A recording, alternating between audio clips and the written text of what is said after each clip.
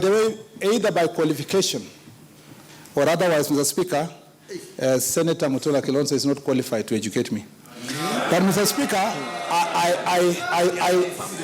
and he has actually confirmed from his submissions. Mr. Speaker, let's get it right.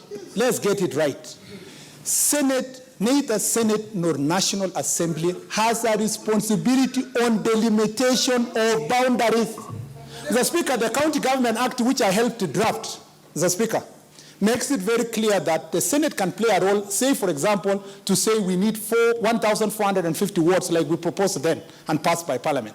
But we have no role to go and say that ward should be like this or like this. The Constitution removed that responsibility from National Assembly or the Senate. And, Mr. Speaker, my correction to Senator Orengo was specific.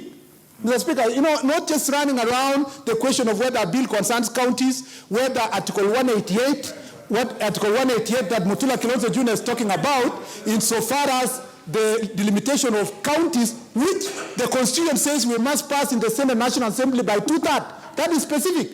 But the Constitution, Article 89, does not give us roles to deal with delimitation of wards and constituencies, whether this House or National Assembly. That is the Constitution, that is the law. It cannot be changed by rhetoric and repetitions.